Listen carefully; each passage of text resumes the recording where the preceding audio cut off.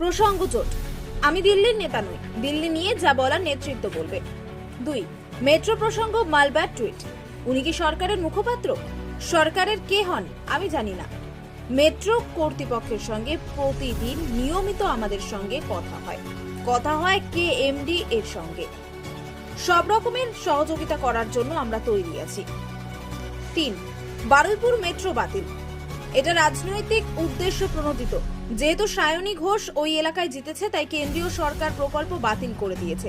যেভাবে 100 দিনের কাজ এবং আবাস যোজনায় কেন্দ্রের বঞ্চনার শিকার পশ্চিমবঙ্গ। 4. 29 নম্বর ওয়ার্ডের পার্ক। আশেপাশে বস্তি এলাকা রয়েছে, খেলাধুলো করে মাঠ ধুলোয় ভর্তি। সবুজ কম আছে, এটা ঠিক। আমি ওটাকে সবুজ করে দেব এবং কাউন্সিলরকে বলবো এলাকায় লক্ষ্য রাখতে। বেশিরভাগ পার্ক ভালো আছে, তবে কয়েকটা পার্ক এরকম রয়েছে। আমরা সেগুলি পুরসভার থেকে যা করার সেভাবে ঠিক করে দেব। তবে এলাকার বাসিন্দাদের সচেতন হতে হবে, লক্ষ্য রাখতে হবে কাউন্সিলরকে। 5. অভয়া ক্রসিং। যে দাবি করা হয়েছে সেটা সিবিআই এর কাছে করা উচিত। সিজিও কমপ্লেক্সের নাম বদল করা যেতে পারে।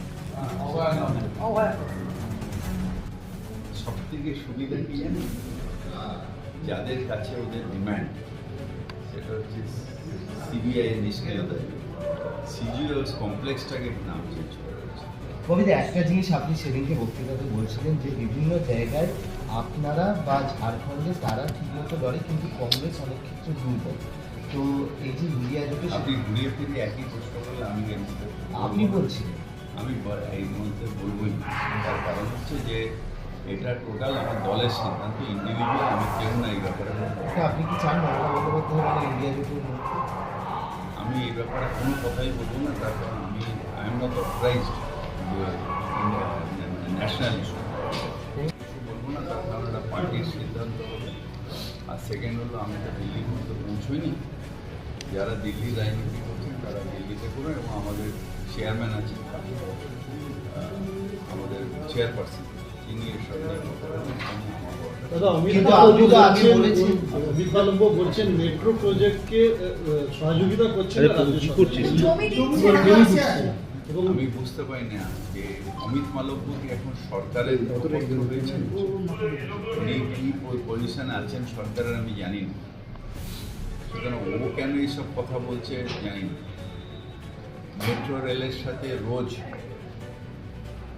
প্রায় রোজ আমাদের কথা হচ্ছে, কেএমডিএ তরফ থেকেও কথা হচ্ছে, পৌরসভার থেকেও কথা হচ্ছে। পার্টিকুলার একদম ভেঙে মেট্রো প্রজেক্ট যেখানে যেখানে আমাদের সহযোগিতা চাইছে সেখানে করছি। সুতরাং মিথ্যা মালব্য কি বলছেন এটার জবাব আমি সবসময় দেবো। এটা তো পলিটিক্যাল, যেহেতু সায়নী ঘোষ জিতেছে, যেহেতু ওখানে মানুষ সায়নী ঘোষকে ভোট দিয়েছে, তাই যেরকম যে কারণে আমাদের 100 দিনের টাকা, আমাদের কী বলে ওটাকে, আবাসন, সব টাকা যে আটকে রেখে মানুষকে টাইট দিচ্ছে, এটাও সেই কারণ।